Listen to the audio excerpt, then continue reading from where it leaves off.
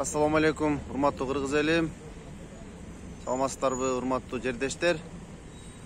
Урматтуу жердештер, мына биздин Токтогул районунда жайгашкан номер 23-ДУда жумушчулар атайын Бишкек шаарына министрликке келип отуруптур.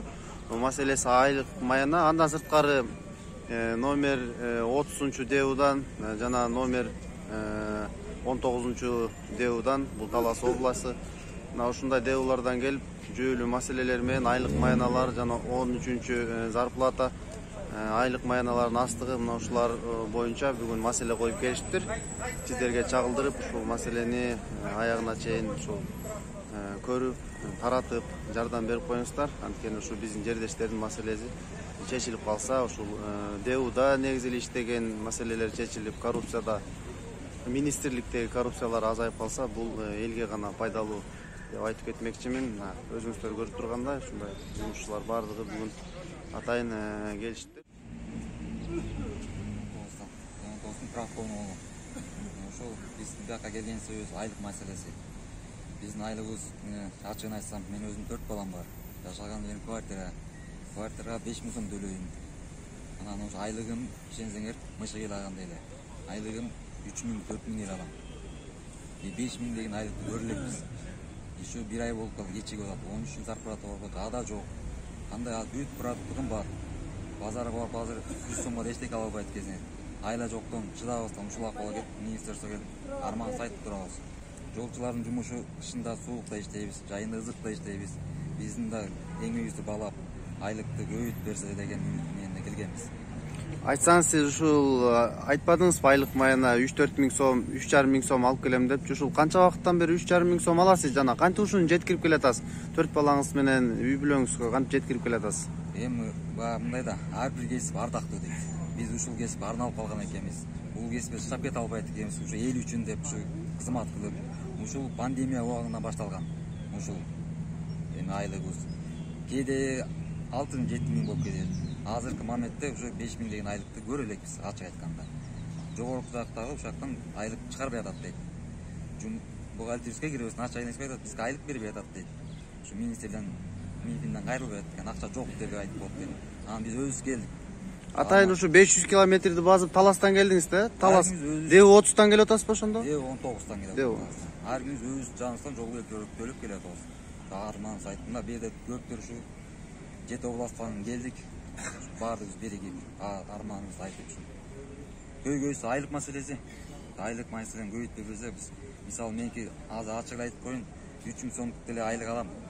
Чындап келгенде, квартирама жетпейт. Балдарым мектепке барат. Тамагына бериш керек, жол керек, өттүгү. 3000 сом неге жетет?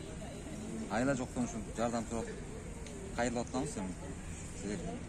Ушул бийликке жетип койсоңуздар.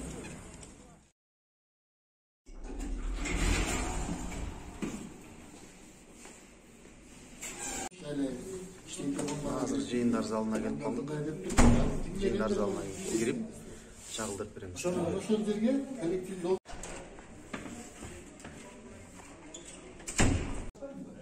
ал жакта деле ошону жыйынын коюп алган. Жыйыны сабатсыз деме, бир дегенде сен иштен кетти. Эки ай болду иштеген. А буякта 10-15 жылдык иштеп аткан адамдар бар. Кантип? Ошентип унатып алган. Ошондо асылын алдым. Сиздин айттырбай эле билем. Айттырбай. Ошондо күндө 400 сомго таксиге министрге жетип берип, Биздин айлыгы 20-сынан 20-январдан плюс-минус 5 күн. Биз, конечно, азыр 20-сы деп средний датаны айтып атабыз, бирок 5 күн эрте чыгып калышы мүмкүн, же 5 күн кечирээк чыгып калышы мүмкүн.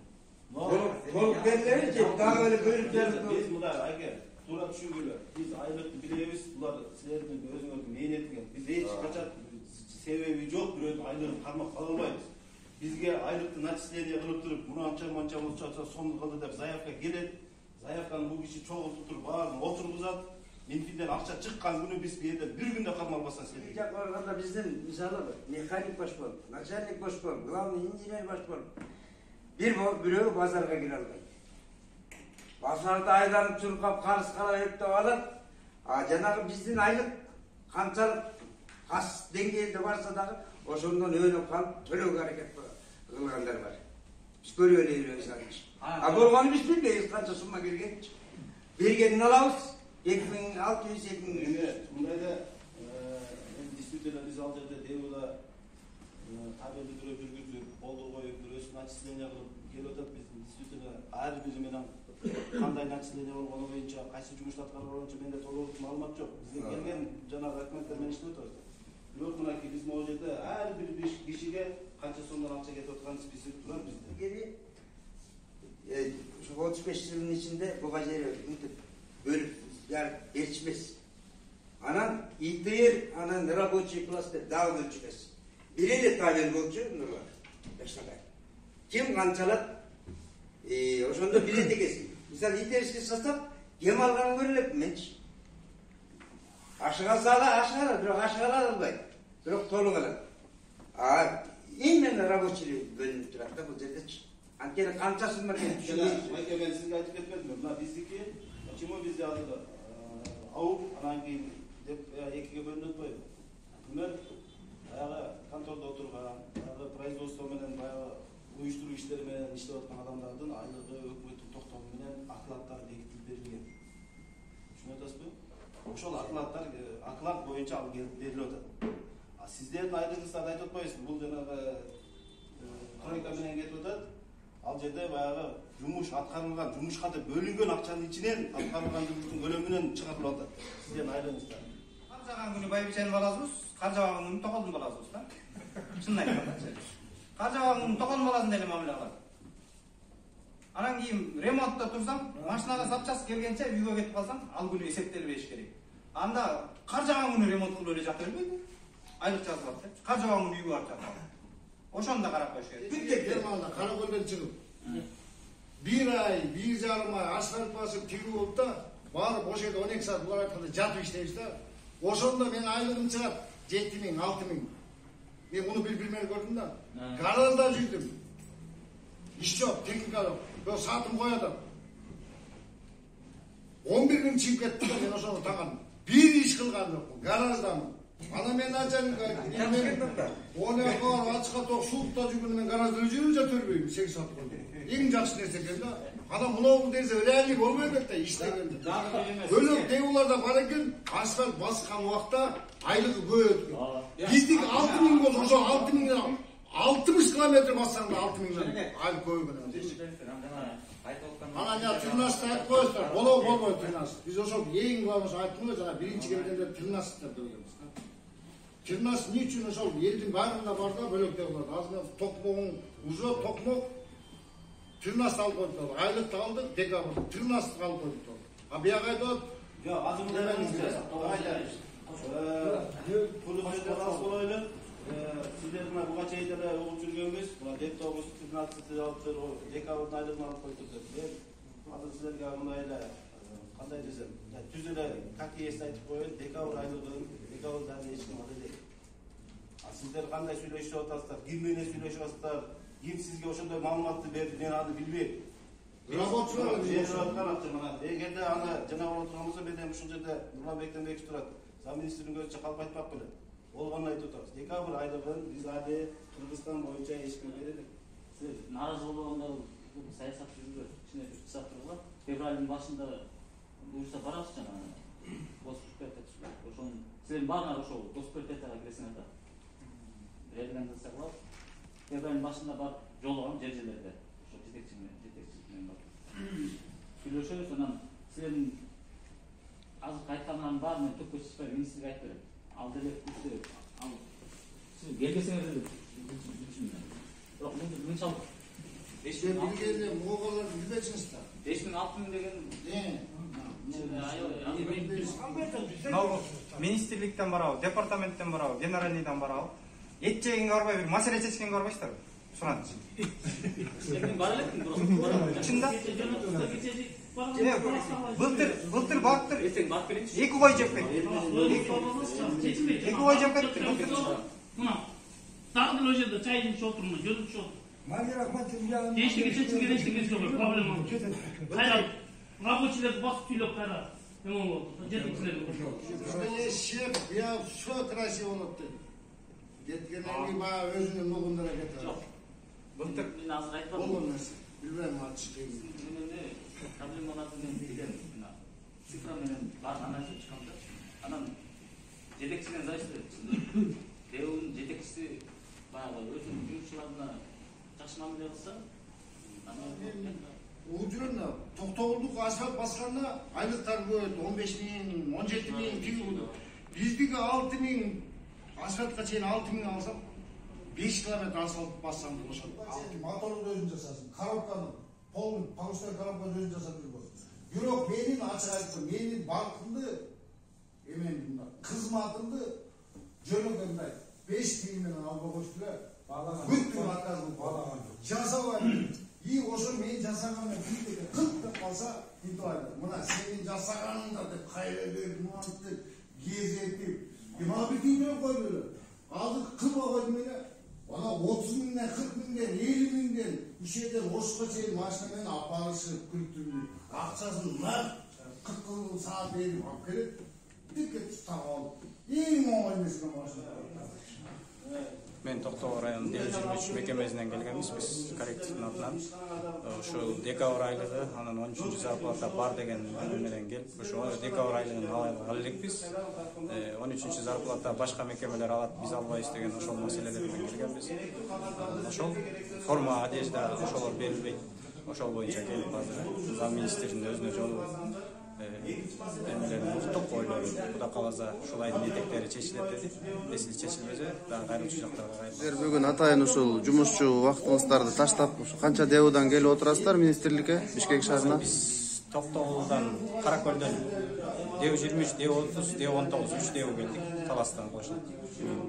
Азыр ошол талаптарыбызды койдук. Если талаптарыбыз аткарылбаса, иш таштоого барабыз. Судан келдим. Ошол келген маселе чечилбей ата-ата жеткире завуш этесизби? 2 күнгө чейин күтөбүз. Кайсы ДЭУдан келдиңиз? ДЭУ-30.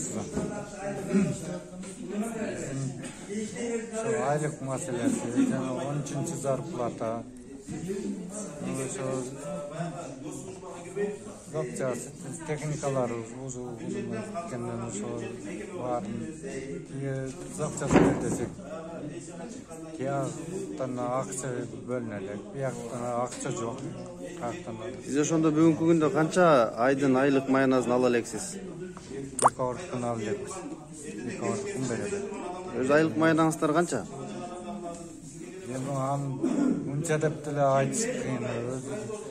Жадат 10 дейт, анан 10 билем колго тиелек.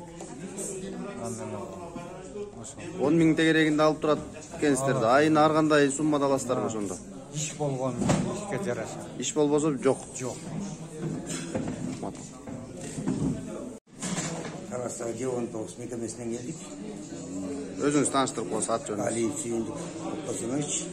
Өзүнүн аткарган жумушубуз шопурлук. 40 жылдык стажым бар. Ошонун ичинде 35 жылы ушу ДЭУда эмгектенип келем да. Сиздер бүгүн эми кайсы жүйөлүү маселе менен келдиңиздер министрликке? Бизге келген маселебиз биринчиден ушу айлык маселеси.